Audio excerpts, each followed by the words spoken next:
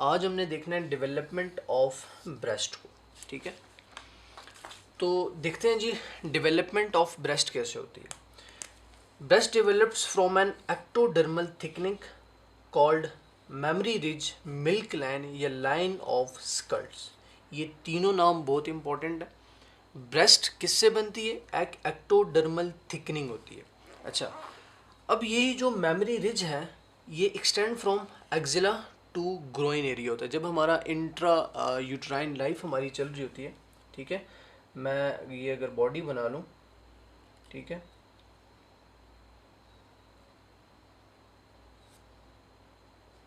ये ठीक है, और ये क्लाविकल इधर आ जाएगा। ये जी हमारे पास ये ब्रेस्ट आ गई। ठीक है, ये एरियोला और ये हमारे पास वो आ गया।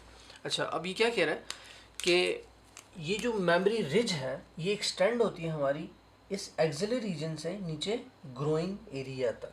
ठीक है, it appears during first week of intrauterine life, but in human it disappears over most of the extent present only in the pectoral region. लेकिन ज़्यादातर ये ह्यूमन बींग्स में ये लाइन डिसअपीयर हो जाती है और सिर्फ कौन से रीजन में रह जाती है? इसी पेक्टोरल रीजन के अंदर ये वाली लाइन रह जाती है। कौन सी लाइन?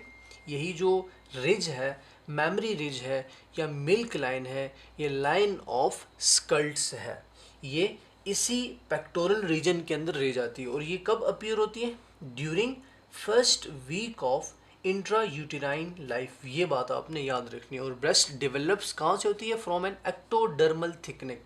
यहाँ से एक एक्टोडर्मल थिकनिंग है जिसको मेमरी रिज, मिल्क लाइन या लाइन ऑफ स्कर्ट्स कहते हैं। ठीक है, अब आगे जी देखिए, मेमरी ग्लैंड इज एक्टोडर्मल। जाहिर बात है, मेमरी ग्लैंड या ब्रेस्ट हमारे पास एक्टोडर्मल है, एक्टोडर्मल थिकनिंग से वो बन रही है तो ये एक्टोडर्मल होगा। लेकिन जो इसका स्ट्रोमा है it is mesodermal in origin.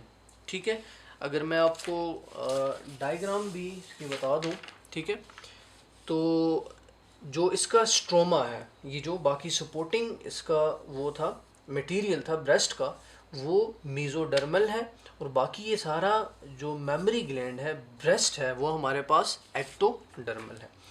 अभी हम देखते हैं कि आगे ब्रेस्ट आगे कैसे फर्दर बनती है। ठीक है, अब हमारे पास मैंने आपको बताया था कि इसी एक्टोडर्मल पेक्टोरल रीजन के अंदर एक मिल्क लाइन या मेमरी रिज है। अब ये क्या करती है? ये जो मिल्क लाइन है, ये जो persistent part of mammary gland ridge है या मेमरी रिज है, इज कन्वर्टेड इनटू मेमरी पिट। अब यही जो मिल्क लाइन है या मेमरी रिज है, ये मेमरी पिट के अंदर कन्वर्ट हो जाती है, और इसी मेमरी पिट से secondary buds grow down from floor of pit, from floor of memory pit. ठीक है, इसी से ये बर्ड्स निकलने शुरू हो जाते हैं, और ये secondary birds 15 to 20 in number होते हैं हमारे पास। अब देखें आगे इस बर्ड्स के साथ क्या होता है। दीज बर्ड्स डिवाइड एंड सब divide two form lobe of gland. ठीक है, ये पहले हमारे पास इधर मिल्क लाइन या मेमरी रिच थी, उससे हमारे पास मेमरी पिट बनी, उस मेमरी पिट ने लोब्स बनाए, बर्ड्स बनाए, वो उसने बर्ड्स के अंदर ग्रो किया, और इसी जो सेकेंडरी बर्ड्स हैं डिवाइड एंड सब divide two form lobe of the gland. ये हमारे पास हमने कहा था ना, लोब्स हैं, पैरेन्काइमा। ठीक है, तो वही जो सेकेंडरी मेमरी पिट्स हैं, बर्ड्स हैं, उसने किसको बना दिया? आगे लोब्स को बना दिया। The entire system is first solid but is later canalized. ठीक है, पहले ये सॉलिड फॉर्म में थी ब्रेस्ट, फिर ये कैनलाइज्ड होगी। किससे? ये जो लेक्टिफेरस डक्ट्स हैं, लेक्टिफेरस साइनस हैं, ये इससे कैनलाइज्ड होगी। एट बर्थ और later nipple is everted at the site of original pit. ठीक है, बर्थ के वक्त ये जो निपल इसकी फिर एवर्टेड इन शेप हो जाती है। अच्छा, अब इस मेमरी ग्लैंड की ग्रोथ कौन करवाता है? एक हार्मोन है जिसका क्या नाम है? एस्ट्रोजन। एस्ट्रोजन हार्मोन जो है, growth of mammary gland at puberty is caused by estrogen hormone.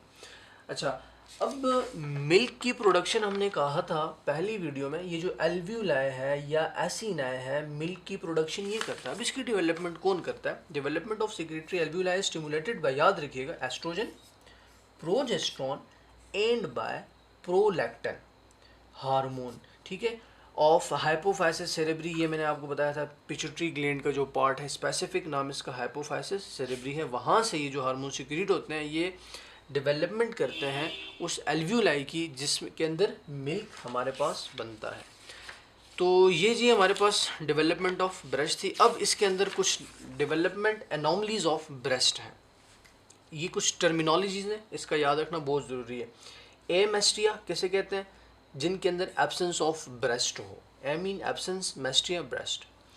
एथीलिया, ठीक है, a mean absence, thelia mean nipples, absence of nipples is called athelia. Polymastia, supernumerary जो ब्रेस्ट है उसको हम पोलीमेस्टिया कहते हैं, ठीक है। और पोलीथीलिया, थीलिया फॉर निपल्स था तो सुपर न्यूमरी निपल्स जो है वो पोलीथीलिया हो गया। अब आखिरी टर्मिनोलॉजी बहुत इंपॉर्टेंट, गायनिकोमास्टिया, जो development of breast in male which occurs in Klinefelter syndrome. जब मेल्स के भी ब्रेस्ट बन जाए उनके अंदर भी यही निपल्स, एरियोला और ख़ास करके पैरेन्काइमा वाला रीजन सारा लोब्यूल्स बन जाए और फिर स्ट्रोमा बन जाए, तो इस कंडीशन को हम कहेंगे गायनिकोमास्टिया। तो ये सारा जी हमारे पास डेवलपमेंट ऑफ ब्रेस्ट वाला टॉपिक था। इंशाल्लाह इसके बाद आखिरी वीडियो में हम देखेंगे क्लिनिकल एनाटॉमी ऑफ ब्रेस्ट।